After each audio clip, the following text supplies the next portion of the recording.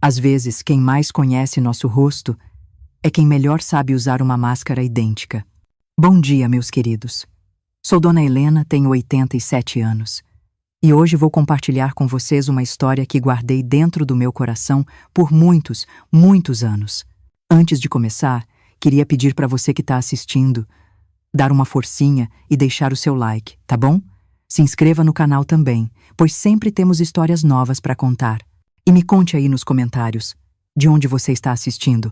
Sempre fico curiosa para saber até onde minha voz consegue chegar. A história que vou contar hoje aconteceu lá em 1958, quando eu tinha apenas 20 aninhos. Naquela época a vida era muito diferente. Não tínhamos celulares, internet ou essas facilidades todas, sabe? Minha irmã gêmea, a Laura, sempre foi a mais sonhadora. Sonhava com aventuras, cidades grandes e uma vida longe daquele lugar que ela chamava de fim de mundo. Aos 18 anos, ela partiu para São Paulo com um namorado que conheceu numa festa. Deixou só um bilhete e muitas lágrimas na minha mãe. Eu fiquei em Vila das Flores, seguindo meu caminho. Conheci o Ricardo num baile de carnaval. Ele era funcionário do único banco da cidade. Um rapaz trabalhador, de boa família, respeitado por todos. Começamos a namorar e menos de um ano depois nos casamos. Foi uma cerimônia simples, mas bonita, na igreja matriz. Foi o dia mais feliz da minha vida até então. Lembro que chorei de saudade da minha irmã, que nem respondeu ao convite de casamento que mandei para o único endereço que tínhamos dela em São Paulo. Montamos nossa casinha na Rua das Acácias. Uma casa simples, de 4 cômodos, mas que para mim era um palácio. Logo vieram os filhos. Primeiro o Lucas, depois a Sofia. Minha vida se dividia entre cuidar da casa, das crianças e ajudar na mercearia dos meus pais nos fins de semana. Foi numa tarde chuvosa de junho de 1958 que ouvi baterem na porta. Abri, ainda com minhas mãos sujas de farinha. Tava fazendo um bolo de fubá e quase caí para trás. Era como olhar num espelho. A Laura estava parada na minha porta, com uma mala pequena nas mãos e os olhos cheios d'água. Estava mais magra, com olheiras fundas. Mas era o mesmo rosto que eu via todos os dias no espelho. Lena, me perdoa por aparecer assim. Eu não tenho para onde ir, ela disse, usando o apelido que só ela me chamava desde criança. Meu coração ficou dividido entre a alegria de ver minha irmã depois de tanto tempo e um pressentimento ruim que eu não conseguia explicar. Mesmo assim, a recebi de braços abertos. Afinal, era minha irmã, minha gêmea, um pedaço de mim. Naquele jantar, a Laura contou sua história para mim e para o Ricardo. Disse que o namorado com quem fugiu a abandonou meses depois. Ela tentou se virar sozinha em São Paulo. Trabalhou como balconista, como empregada doméstica, até que conseguiu um emprego melhor numa loja de departamentos. Eventualmente conheceu o Marcos, com quem se casou rápido, mas segundo ela, ele se revelou um homem violento e ciumento. Ela aguentou 2 anos de casamento até que decidiu fugir, levando apenas o que conseguiu colocar numa mala. Eu não sabia para onde ir. Pensei em voltar para a casa dos nossos pais, mas fiquei com vergonha depois de tudo. Então, pensei em você, Lena. Você sempre foi a mais forte de nós duas. Olhei para o Ricardo, buscando apoio. Ele sorriu gentilmente e disse: sua irmã pode ficar o tempo que precisar. Família é família. Arrumei a sala para ela dormir. Não tínhamos quarto de hóspedes. Nossa casa era pequena, mas bem aconchegante. Naquelas primeiras noites, como era bom ficar até tarde conversando com a Laura, relembrando nossa infância, botando a fofoca em dia. Parecia que o tempo não tinha passado. Até o Ricardo comentou como era fascinante ver 2 pessoas tão idênticas, mas ao mesmo tempo tão diferentes no jeito, nos gestos. A Laura logo se enturmou na cidade. Apesar de ter crescido ali, muita gente nova não a conhecia e os antigos já não se lembravam muito dela. As pessoas viviam nos confundindo, achando que eu estava em 2 lugares ao mesmo tempo. Ela começou a ajudar na mercearia dos meus pais também, que ficaram felizes em se reaproximar da filha rebelde. Percebi que a Laura observava muito a minha vida. Comentava sobre como eu era sortuda por ter um marido tão bom, uma casa própria, filhos saudáveis. Às vezes, eu notava uma ponta de amargura em seus comentários, mas relevava. Afinal, ela tinha passado por muita dificuldade enquanto eu construía minha vida estável. Você sempre foi a certinha, Lena. E vejo que isso te trouxe felicidade. Ela me disse uma noite, enquanto lavávamos a louça juntas. Com o tempo, comecei a perceber pequenas mudanças. A Laura passou a se vestir mais parecida comigo, a imitar meu jeito de falar. No começo, achei engraçado, até me senti lisonjeada. Mas logo vieram as primeiras situações estranhas. Uma vizinha me agradeceu por uma coisa que eu não tinha feito. Tinha sido a Laura, que ajudou fingindo ser eu. Outra vez, a professora dos meus filhos comentou sobre uma conversa que nunca tivemos. De novo, era minha irmã se passando por mim. Quando confrontei a Laura sobre isso, ela riu. Qual o problema, Lena? Somos idênticas. Às vezes é mais fácil deixar as pessoas pensarem que sou você do que explicar a história toda. Eu deveria ter prestado mais atenção naquele momento. Deveria ter visto os sinais. Mas eu confiava na minha irmã. Afinal, éramos gêmeas. Como eu poderia imaginar que aquele rosto tão parecido com o meu escondia intenções tão diferentes? Foi numa quarta-feira que notei os primeiros olhares diferentes entre a Laura e o Ricardo. Ela tinha feito um penteado igual ao meu, usando até o mesmo prendedor de cabelo. Estávamos jantando e eu percebi como o Ricardo se confundiu por um instante, olhando de mim para ela como se estivesse vendo dobrado. A Laura sorriu. Um jeito que eu nunca tinha visto antes. As semanas seguintes foram de pequenos detalhes, que sozinhos não significavam nada, mas juntos formavam um quadro perturbador. O perfume que a Laura passou a usar, o mesmo que o Ricardo tinha me dado de presente, as conversas que paravam de repente quando eu entrava na sala, o jeito como ela perguntava sobre nosso casamento, sobre nossa intimidade, com um interesse que ia além da curiosidade de irmã. Uma noite, acordei com sede. O relógio marcava 3:20 da madrugada. O Ricardo não estava na cama. Achei estranho, mas pensei que talvez ele também tivesse ido beber água. Caminhei em silêncio pelo corredor escuro em direção à cozinha. A luz estava acesa, mas o que eu vi através da porta entreaberta congelou o meu sangue. Ricardo e Laura, abraçados, em pé, junto ao balcão da pia. Não era um abraço de cunhados. Ele segurava o rosto dela entre as mãos, do mesmo jeito que tantas vezes segurou o meu. E então, o beijo. Foi como se algo quebrasse dentro de mim.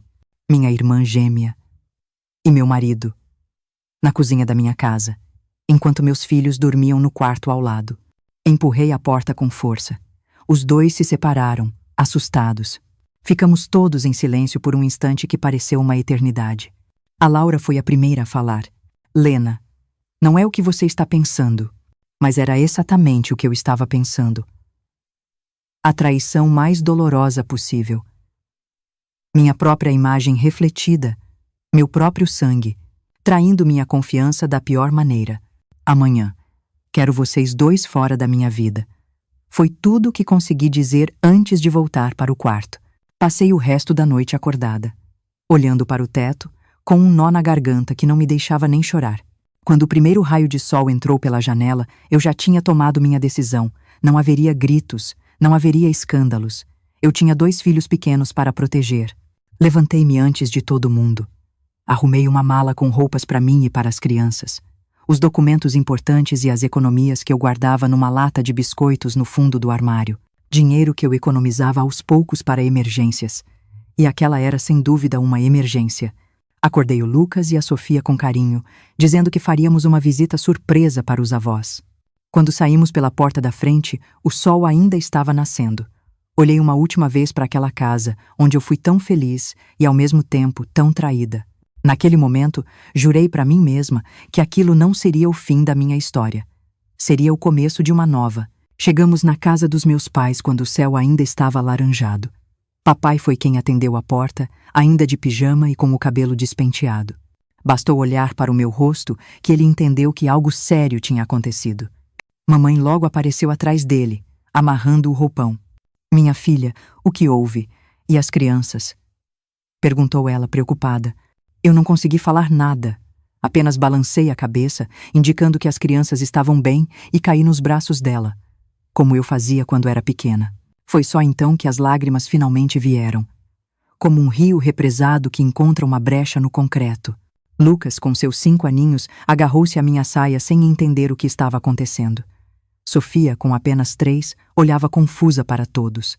Papai levou as crianças para a cozinha com a promessa de fazer o melhor chocolate quente do mundo, enquanto mamãe me levou até a sala.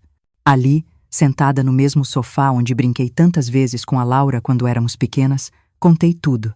A chegada dela, os meses de convivência, os sinais que eu ignorei. E, finalmente, a cena na cozinha. Mamãe me ouvia em silêncio, segurando minhas mãos entre as suas, com aquelas marcas de trabalho duro que eu conhecia tão bem. Eu sempre soube que a Laura tinha um lado sombrio, disse mamãe, finalmente. Desde pequenas, ela sempre quis o que era seu. Suas bonecas, seus vestidos, a atenção do seu pai. E agora, sua vida. Aquelas palavras me atingiram como um raio. Era verdade. Sempre existiu essa competição velada entre nós. Mas eu nunca imaginei que chegaria a esse ponto. Mamãe continuou. Pode ficar aqui o tempo que precisar, minha filha. Esta sempre será a sua casa. Nos primeiros dias, eu mal conseguia sair do quarto. A dor da traição dupla era como uma ferida aberta que ardia a cada respiração. O pior era explicar para as crianças por que não voltávamos para casa. Por que o papai não estava com a gente. Para o Lucas, que era mais velho, eu disse que eu e o pai precisávamos de um tempo separados. A Sofia era pequena demais para entender, mas sentia a minha tristeza e ficava mais chorosa, mais agarrada a mim. Uma semana depois da nossa saída, recebi a visita do Ricardo. Ele parecia abatido, com olheiras profundas e a barba por fazer. Pedi para a mamãe ficar com as crianças enquanto conversávamos no quintal, debaixo da velha mangueira onde brincávamos quando crianças. Helena, por favor, volte para casa. Ele implorou. Foi um erro. Um momento de fraqueza. Olhei para aquele homem que eu amei tanto. E só conseguia ver o reflexo do rosto da Laura em seus olhos. Como eu poderia voltar? Como dormiria na mesma cama? Sabendo que ele a desejou, que a tocou. Onde ela está? Perguntei. A voz mais firme do que eu esperava. Ele desviou o olhar. Foi embora no dia seguinte que você saiu. Disse que ia para São Paulo, recomeçar. Senti uma risada amarga subir pela garganta. Claro, a Laura sempre fugia quando as coisas ficavam difíceis, deixava para trás os cacos para que os outros juntassem. Eu não posso voltar, Ricardo. Não agora. Talvez nunca. Você quebrou algo dentro de mim. Que eu não sei se tem conserto. Ele tentou argumentar, chorou, prometeu mundos e fundos. Mas minha decisão estava tomada. Pedi que ele continuasse sustentando os filhos e que pudesse visitá-los. Afinal, o erro dele não deveria privar as crianças do pai. Nas semanas seguintes, a história correu a cidade inteira. Era impossível evitar os olhares, os cochichos quando eu passava na rua. Em Vila das Flores, um escândalo daqueles era assunto para meses. Algumas amigas se afastaram, como se meu sofrimento fosse contagioso. Outras ficaram mais próximas, trazendo bolos, oferecendo ombros para chorar. A vida precisava continuar. As crianças precisavam de escola, de roupas, de comida na mesa. O dinheiro que eu trouxe não ia durar para sempre. E embora meus pais nos acolhessem de coração aberto, eles já eram idosos e a mercearia mal dava para o sustento deles. Foi Dona Célia, antiga professora primária e agora diretora da escola municipal, quem me abriu uma porta. Certo dia, ela apareceu na mercearia e, depois de comprar o de sempre, me chamou para conversar num canto. Helena, eu soube do ocorrido e lamento muito, mas vim aqui por outro motivo. A professora Fátima pediu licença para tratamento de saúde. Precisamos de alguém para substituir lá por alguns meses. Você terminou o normal, não foi? Confirmei com a cabeça, surpresa. Eu tinha me formado professora, mas nunca exerci. Casei logo depois da formatura e me dediquei ao lar. Eu não tenho experiência, Dona Célia. Confessei. Mas tem educação e bom caráter. É disso que a gente precisa. O resto você aprende na prática. No dia seguinte, lá estava eu, diante de uma sala com 30 crianças do 3º ano primário, tremendo por dentro, mas determinada a não demonstrar fraqueza. Lembro como meu coração batia acelerado ao escrever meu nome no quadro negro, Professora Helena. As primeiras semanas foram difíceis. Algumas mães olhavam desconfiadas para a mulher largada pelo marido que iria ensinar seus filhos. Os alunos testavam meus limites, percebendo minha inexperiência.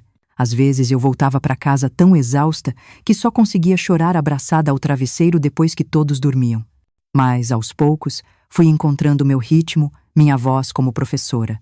Descobri que tinha um jeito especial com as crianças que tinham dificuldade de aprendizado. Passei a chegar mais cedo e sair mais tarde, dando atenção extra aos que precisavam. Os resultados começaram a aparecer, e com eles o respeito dos pais e da comunidade escolar.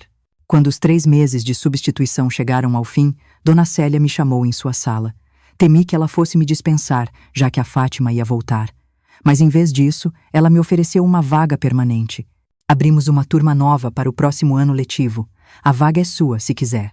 Saí dali sentindo, pela primeira vez em meses, que talvez eu pudesse reconstruir a minha vida.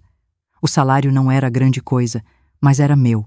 Conquistado com meu esforço, meu trabalho. Comecei a guardar cada centavo que podia. Em casa, a situação era apertada. Dividíamos o pequeno espaço. Eu e as crianças ficamos com o quarto dos fundos, que antes era meu e da Laura, papai e mamãe no quarto deles. A rotina era puxada. Acordar cedo, preparar as crianças, deixá-las na escola o Lucas, e com uma vizinha que cuidava de crianças pequenas, a Sofia. Dar aulas o dia todo, buscar os filhos, ajudar na mercearia nas horas vagas, preparar a janta, verificar as lições, colocar para dormir, e no dia seguinte, tudo de novo. O Ricardo vinha ver as crianças aos domingos. Era estranho, doloroso vê-lo, mas eu fazia isso pelos filhos.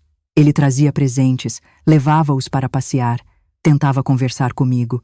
Às vezes, eu percebia seu olhar sobre mim, cheio de arrependimento, mas o muro que eu construía ao redor do meu coração era alto demais para ele escalar.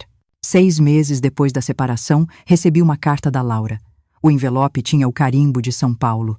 Fiquei olhando para aquela carta por horas, sem coragem de abrir.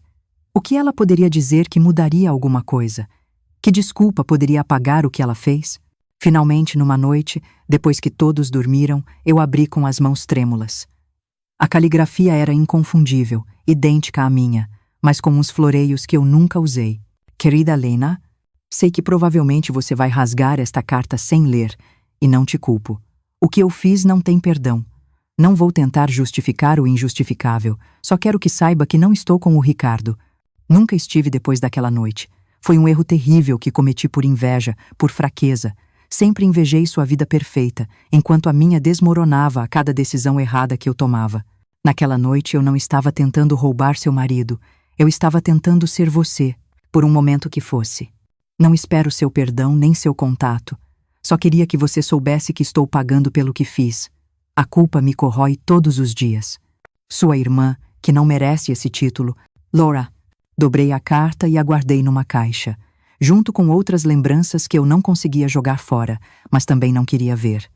Não respondi. Não havia o que dizer. O tempo passou. 1 ano se tornou 2. O Lucas já estava com 7 anos. A Sofia com 5. Eu completei 23 anos me sentindo décadas mais velha. Meu trabalho na escola se solidificou. Os alunos me adoravam, os pais me respeitavam. Dona Célia se tornou uma mentora, me ensinando não apenas sobre educação, mas sobre ser forte numa sociedade que esperava que mulheres separadas se escondessem de vergonha. Foi ela quem me incentivou a fazer um curso de especialização em educação que a Secretaria Estadual oferecia na cidade vizinha. Todo sábado, eu pegava o primeiro ônibus, assistia às aulas o dia inteiro e voltava no último horário. Mamãe cuidava das crianças nesses dias. Era exaustivo, mas cada aula me mostrava um mundo maior que Vila das Flores. Um mundo onde eu poderia ser mais do que a mulher traída pela irmã gêmea. No final daquele ano, 1960, usando minhas economias e um empréstimo pequeno que fiz no banco, consegui dar entrada numa casinha modesta. Mas nossa. Era pequena, precisando de umas reformas, mas quando recebi as chaves, senti uma alegria que não experimentava há muito tempo. Eu tinha conseguido. Sozinha. Tinha um trabalho, uma casa, e meus filhos estavam saudáveis e adaptados à nova vida. Na noite em que nos mudamos, depois de colocar as crianças para dormir em seus novos quartos, sentei-me na varanda pequena e olhei para o céu estrelado. Pensei em tudo que vivi nos últimos 2 anos. A dor que parecia que ia me matar, as noites chorando até adormecer, o medo do futuro, a vergonha, a luta diária para reconstruir não apenas uma vida, mas a mim mesma.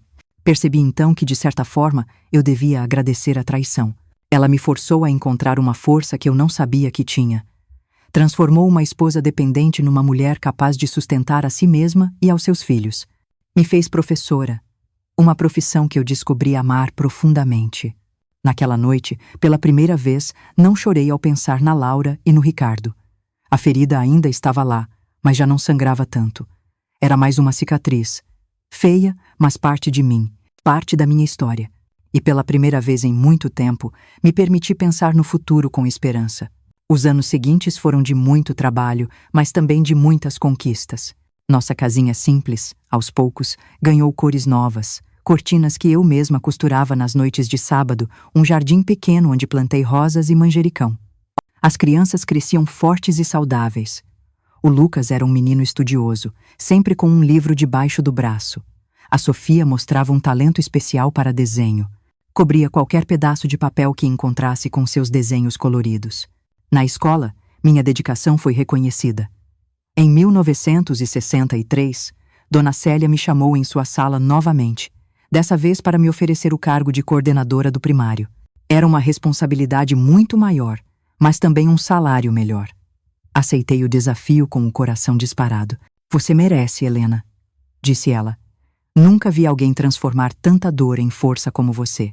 Aos 25 anos, eu já não era mais vista na cidade como a coitadinha que foi traída pela irmã gêmea. Eu era respeitada como educadora, como mãe dedicada, como mulher independente. Claro, ainda havia aqueles olhares de pena, especialmente das senhoras mais velhas, que achavam que uma mulher só poderia ser completa ao lado de um marido. Mas eu já não me importava tanto com isso. O Ricardo continuava presente na vida das crianças. Vinha buscá-las a cada 15 dias para passar o domingo com ele. Nossa relação era cordial, distante, focada apenas no bem-estar dos pequenos. Ele nunca se casou de novo, pelo menos não naqueles anos. De vez em quando, tentava uma reaproximação, um convite para jantar, flores no meu aniversário. Eu recusava gentilmente. A confiança, uma vez quebrada, é como um vaso de cristal. Mesmo que você colhe os cacos, as rachaduras sempre estarão lá. Da Laura, não tive mais notícias diretas. Através de comentários dos meus pais, soube que ela escrevia de vez em quando. Tinha se estabelecido em São Paulo. Trabalhava como vendedora numa loja de departamentos. Depois conseguiu um emprego melhor como secretária. Nunca perguntei detalhes. Era como se houvesse um acordo silencioso em casa. Não mencionávamos o nome dela na minha presença. Foi numa tarde de novembro de 1964 que minha vida tomou mais um rumo inesperado. A escola recebeu a visita do novo supervisor regional de educação que vinha avaliar as instituições da região. Dr. André Matos era um homem respeitado, na casa dos 40 anos, viúvo, pai de um rapaz que estudava medicina na capital. Como coordenadora, coube a mim mostrar a escola, explicar nossos métodos, apresentar nossos resultados. Dr. André era diferente dos homens que eu conhecia em Vila das Flores. Falava com entusiasmo sobre novas técnicas pedagógicas, sobre a importância da educação como instrumento de transformação social. Seus olhos brilhavam quando contava sobre escolas que visitou no exterior. A senhora tem ideias muito avançadas para uma escola do interior, comentou ele, enquanto observava um projeto de leitura que desenvolvi. Acredito que nossas crianças merecem o melhor, independente de onde nasceram, respondi, sentindo um calor no rosto que há muito não sentia. A visita, que deveria durar só amanhã, se estendeu pela tarde. Dr. André fez questão de conversar com os professores, com alguns alunos, de ver cada detalhe da nossa pequena escola. Quando finalmente nos despedimos, ele segurou minha mão um pouco mais que o necessário. Foi um prazer conhecê-la, professora Helena. Espero voltar em breve. Naquela noite, me peguei pensando nele antes de dormir. Me repreendi imediatamente. Era só um homem educado fazendo seu trabalho. Além do mais, depois do que passei, eu havia jurado a mim mesma que jamais me entregaria a outro relacionamento. Uma semana depois, Dr. André retornou à escola. Dessa vez, não era uma visita oficial. Trouxe livros que havia mencionado, estudos recentes sobre alfabetização que achou que me interessariam. Pensei que poderíamos discutir essas ideias durante um cafezinho, professora. Se não for inconveniente, disse ele, com uma formalidade que achei tocante. Havia algo em seus olhos, uma mistura de gentileza e respeito que me desconcertava, mas recusei, educadamente. Eu não estava pronta. Talvez nunca estivesse. Ele aceitou minha recusa sem insistir, apenas com um sorriso compreensivo. Fica para uma próxima oportunidade, então. Nas semanas seguintes, mergulhei nos livros que ele me trouxe. Eram fascinantes. Quando ele retornou um mês depois, numa visita oficial, não pude deixar de compartilhar meu entusiasmo. Mostrei a ele as adaptações que eu tinha feito a partir das leituras. Seus olhos se iluminaram, discutimos ideias, trocamos experiências. Foi a primeira vez em anos que me senti assim, intelectualmente estimulada, compreendida. A senhora deveria considerar fazer um curso superior em pedagogia. Ele sugeriu. Tem um talento natural que merece ser desenvolvido. Sorri, balançando a cabeça. Estudar na capital? Impossível. Tenho 2 filhos pequenos, responsabilidades aqui. Há cursos de férias que exigem apenas algumas semanas por ano. Eu poderia lhe enviar informações. Aceitei a oferta por educação, sem realmente acreditar que fosse possível. Uma semana depois, recebi pelo correio um envelope cheio de folhetos e formulários. Junto, um bilhete escrito à mão. A educação brasileira precisa de mentes como a sua. Considere seriamente. Respeitosamente, André Matos. Guardei tudo numa gaveta. Era um sonho bonito, mas parecia distante demais. Foi mamãe quem mudou minha perspectiva. Ela encontrou os papéis enquanto arrumava meu quarto. Por que você não vai, filha? Eu e seu pai podemos ficar com as crianças durante essas semanas. Você já fez tanto por todos. Merece fazer algo por você mesma. Aquelas palavras ficaram ecoando na minha mente. Será que eu tinha o direito de sonhar de novo? Na primavera de 1965, tomei coragem e me inscrevi. Quando recebi a carta de aceitação, com uma bolsa parcial graças a uma recomendação do supervisor regional, chorei de emoção. Ia estudar na USP durante 6 semanas nas férias de verão. O doutor André, que àquela altura já me pedira para chamá-lo apenas de André, ajudou-me com tudo. Nossos encontros, sempre profissionais, começaram a se estender. Tomávamos café na única lanchonete da cidade e conversávamos sobre livros, política, nossos filhos. Soube que ele perdera a esposa no parto do 2º filho, que também não sobreviveu. Contei a ele sobre minha separação, sobre a traição, mas não mencionei que tinha sido com minha irmã gêmea. Algumas dores eram íntimas demais. Em janeiro de 1966, parti para São Paulo com o coração dividido. Lucas, agora com 11 anos, me abraçou forte na estação de ônibus. Estou orgulhoso de você, mãe, disse ele, com uma maturidade que me surpreendeu. Sofia, com 9, me deu um desenho para eu não me sentir sozinha. São Paulo me assustou e maravilhou. A universidade era um mundo à parte. Foi na 2ª semana de curso que o inevitável aconteceu. Eu estava na biblioteca, concentrada num trabalho, quando ouvi uma voz familiar me chamando. Não pelo meu nome, mas pelo apelido de infância. Lena? Meu Deus. E você mesma? Levantei os olhos e lá estava ela. Laura, minha gêmea, meu reflexo e minha negação. Senti o sangue fugir do meu rosto. 8 anos tinham se passado desde aquela madrugada na cozinha. Ela parecia mais velha que seus 28 anos. Vestia um terninho feminino, carregava uma pasta. Parecia uma executiva. O que você está fazendo aqui? Foi tudo o que consegui perguntar. Eu trabalho aqui, sou secretária do Departamento de História. E você? Contei brevemente sobre o curso. Um silêncio constrangedor se instalou entre nós. Lena, eu nunca me perdoei pelo que fiz. Sei que você também nunca vai me perdoar, mas preciso que saiba o quanto eu me arrependo. Olhei para ela, minha irmã. Por um instante, vi a menina com quem dividia segredos. Depois, a imagem daquela noite na cozinha voltou como um relâmpago. Eu não estou pronta para essa conversa, Laura, disse, guardando minhas coisas. Talvez nunca esteja. Vi a dor em seus olhos, os mesmos olhos que eu via no espelho, mas havia feridas demais. No dia seguinte, encontrei um bilhete no meu material, um número de telefone e uma frase: quando estiver pronta. Se algum dia estiver. Dobrei o papel e guardei na carteira. Eu não sabia se algum dia ligaria, mas sentia que aquele encontro, naquele momento, não podia ser só coincidência. As 6 semanas em São Paulo passaram como um sonho. Mergulhei nos estudos, como se cada página lida pudesse afastar o turbilhão de emoções que o reencontro com a Laura despertou. Não a procurei de novo. embora me pegasse olhando pelos cantos da universidade, meio temendo, meio desejando vê-la outra vez. Quando voltei para a Vila das Flores, trazia comigo não apenas conhecimento, mas uma inquietação. As crianças me receberam com abraços apertados. A vida tinha continuado. André veio me visitar assim que soube do meu retorno. Trouxe de presente uma edição especial de O Pequeno Príncipe, para lembrar que o essencial é invisível aos olhos, disse ele, com aquele sorriso gentil que aos poucos foi derrubando as muralhas ao redor do meu coração. Naquela noite de 1966, pela primeira vez desde a traição, eu me permiti pensar na possibilidade de amar novamente. Não com a ingenuidade da juventude, mas com a cautela de quem conheceu a dor e sobreviveu. Nosso relacionamento cresceu devagar, respeitando meus tempos, meus medos. André nunca pressionou. Nossos encontros eram em lugares públicos, muitas vezes com as crianças. Aos domingos, íamos todos ao cinema na cidade vizinha ou fazíamos piqueniques à beira do rio. Lucas, sempre observador, foi o primeiro a notar.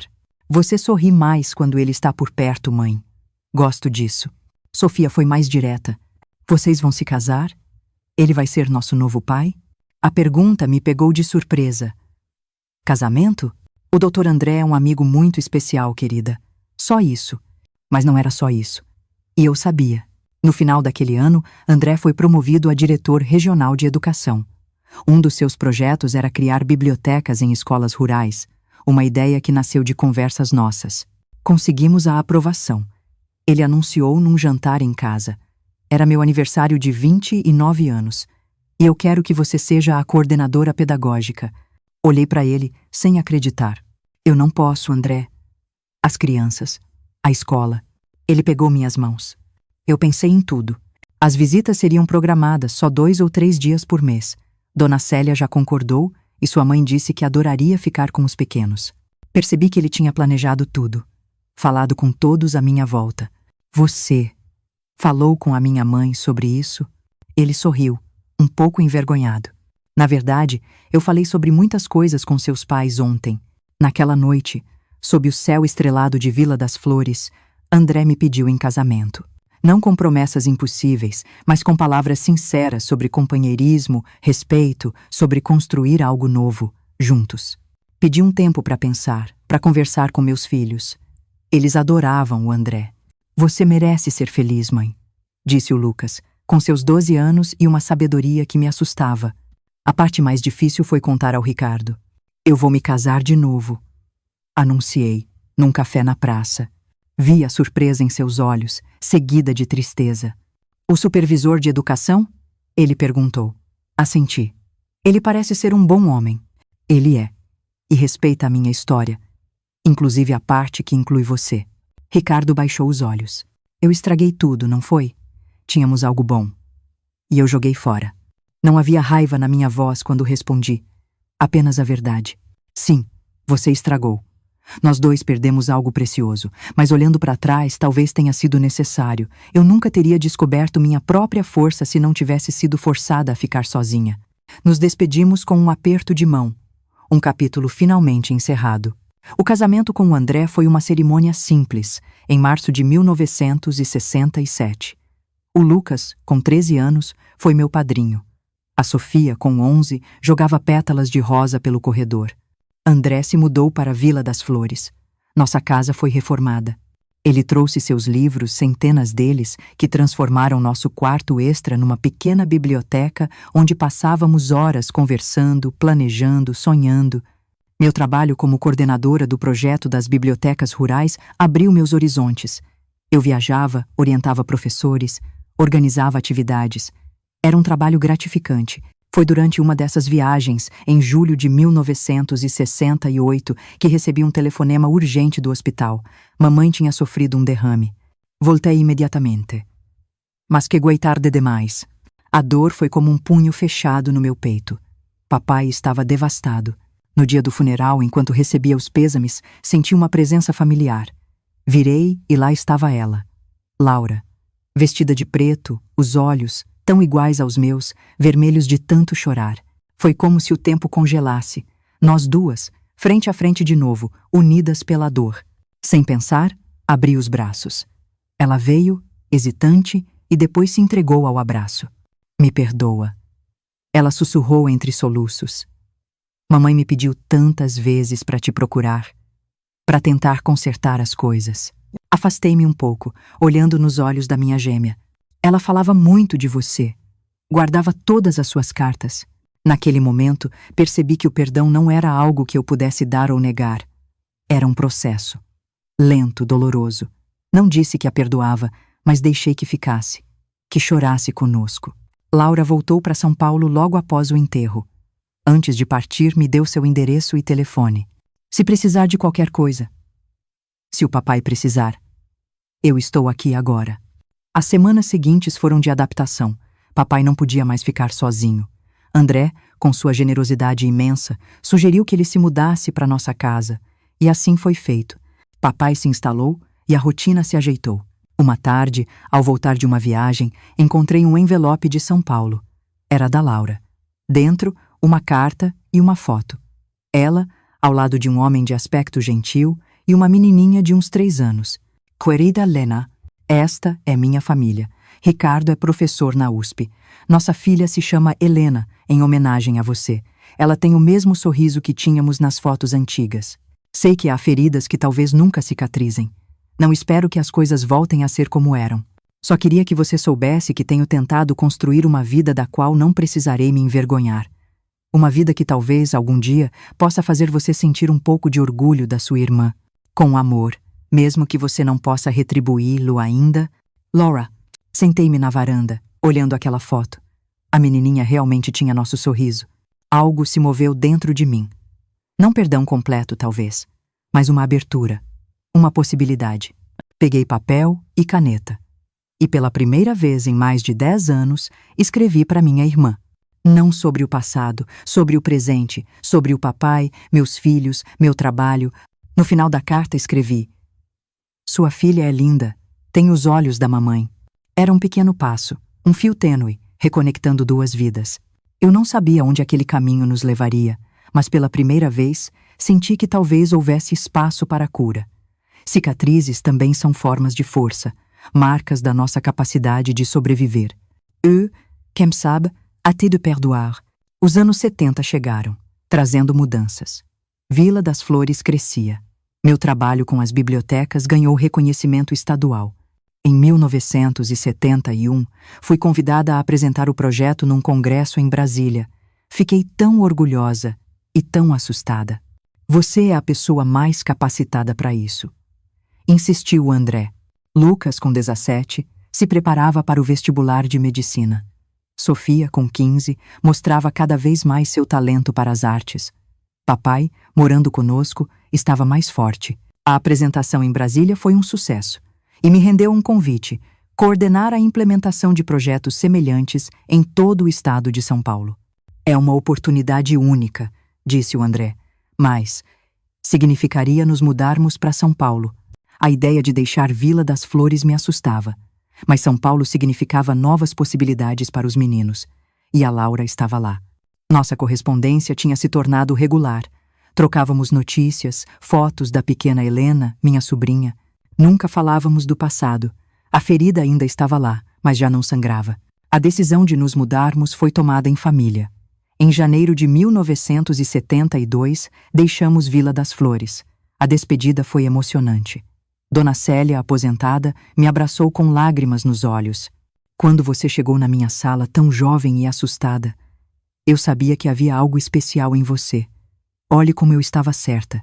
São Paulo nos recebeu com seu ritmo frenético. Nos primeiros meses, eu me sentia perdida. Mas aos poucos, fomos nos adaptando. Compramos uma casa num bairro tranquilo, com uma edícula nos fundos para o papai ter seu espaço. O reencontro com a Laura aconteceu 2 semanas depois. Marcamos num café. Eu estava nervosa. Quando a vi entrar, tive aquela sensação estranha de novo.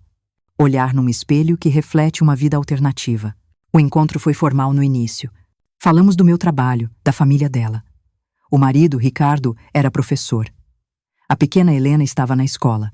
Foi só na 2ª xícara de café que a Laura tocou no assunto. Eu nunca imaginei que você viria para cá. Que estaríamos sentadas aqui, conversando. Olhei para minha xícara. Eu também não. Por muitos anos, pensei que nunca mais queria ver seu rosto. Eu sei, e não te culpo. Não é mais sobre culpa, Laura. Já faz tanto tempo. Éramos outras pessoas. Eu era uma pessoa terrível. Egoísta, invejosa. O que eu fiz com você não tem justificativa. Pela primeira vez, olhei de verdade para minha irmã. Não a traidora, mas a mulher que ela se tornou. A vida tem caminhos estranhos. Aquela noite foi o fim de um mundo para mim, mas também foi o começo de outro. Se não tivesse acontecido, talvez eu nunca tivesse descoberto minha força. Nunca teria conhecido o André. Lágrimas silenciosas escorreram pelo rosto dela. Eu não mereço seu perdão. Perdão não é algo que se mereça. É algo que se dá quando se está pronto. Naquele dia, não disse que a perdoava. Mas quando nos despedimos, pela primeira vez em 14 anos, nos abraçamos sem reservas. Um abraço que carregava décadas de dor, mas também a possibilidade de cura. A vida em São Paulo trouxe novos capítulos. Lucas passou em medicina na USP. Sofia começou a fazer cursos de fotografia no MASP, e eu mergulhei de corpo e alma no projeto das bibliotecas. Em 1973, a Laura me convidou para o aniversário de 8 anos da minha sobrinha. Um almoço em família. Família. Aquela palavra pesou. A mágoa só tem poder sobre nós enquanto a alimentamos. Disse o André, meu sábio conselheiro. Talvez esteja na hora de deixar, Lair. O almoço foi na casa dela. Uma tarde estranha e maravilhosa. Nossos filhos se deram bem. Nossos maridos descobriram interesses em comum. E o papai, quando chegamos, ele abriu os braços para a Laura, minha menina. O perdão que talvez eu ainda não conseguisse dar por completo, ele dava sem reservas. Naquela tarde, vendo nossas famílias entrelaçadas, senti um círculo se fechando. Nos anos seguintes, nossas famílias se aproximaram. Não éramos inseparáveis, mas nos apoiávamos. Quando o marido dela teve um problema de coração, o André o indicou para o melhor médico. Quando a Sofia decidiu estudar na Europa, a Laura a ajudou com contatos na França. Foi em 1976, durante um jantar em nossa casa, que o Ricardo, meu ex-marido, voltou à minha vida. O telefone tocou. Era do Hospital de Vila das Flores. Ele tinha sofrido um acidente de carro grave e estava perguntando por mim. O silêncio na mesa foi total. Devemos ir imediatamente, disse o André. Olhei para a Laura. Nossos olhares se encontraram. 2 mulheres, feridas pelo mesmo homem, agora unidas pela preocupação. Eu vou com vocês, disse ela, me surpreendendo. Se estiver tudo bem para você, Helena. Assenti, incapaz de falar. Na viagem noturna, sentada entre meu marido e minha irmã, pensei em como a vida é tortuosa. Ricardo estava em estado grave. Entrei sozinha no quarto. Ele abriu os olhos com dificuldade. Você veio? Sussurrou. Claro que vim. Você é o pai dos meus filhos. Eu sempre fui um tolo. Joguei fora a melhor coisa que eu já tive. A vida nos leva por caminhos que não planejamos, Ricardo. Mas olha onde estamos. Você tem filhos maravilhosos que te amam. E eu encontrei uma felicidade que nunca imaginei. E a Laura? Ele perguntou, hesitante. Está aqui também. Quer vê-la? Seus olhos se arregalaram. Saí e chamei minha irmã. Ele perguntou por você. Acho que precisamos encerrar este círculo. Todos nós. Ela entrou sozinha no quarto. Não sei o que foi dito ali. Quando saiu, tinha os olhos marejados, mas uma expressão serena. Obrigada. Foi tudo o que ela disse, apertando minha mão. Ricardo sobreviveu. A recuperação foi longa, e o Lucas, já no 4º ano de medicina, acompanhou tudo de perto. Aquele acontecimento desatou o último nó. O perdão, eu descobri, não é um momento. É um processo lento, feito de pequenos gestos, de soltar o peso da mágoa. Quando voltei para São Paulo, eu me senti diferente. Mais leve. Completa. Olhando para trás, para aquela jovem devastada que eu fui um dia, eu queria poder dizer a ela que as feridas mais profundas também podem ser portais para os maiores crescimentos.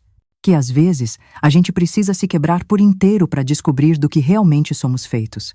A vida continuou, com alegrias e tristezas. Mas aquele círculo que começou numa noite de traição em 1958, finalmente se fechou. Não com amargura, mas com a compreensão de que nossas histórias, por mais dolorosas que sejam, nos moldam em quem nos tornamos. E por isso, merecem não apenas ser lembradas, mas honradas. Bom, meus queridos, essa foi a minha história. Uma jornada de dor, traição, perdão e reconstrução.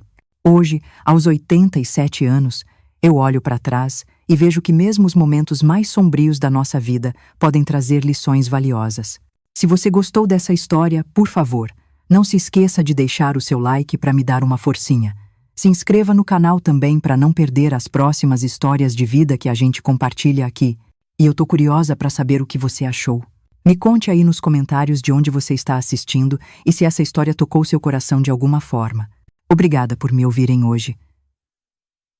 Às vezes, compartilhar nossas cicatrizes é o que nos torna mais humanos, mais conectados. Até a próxima, se Dieu quiser.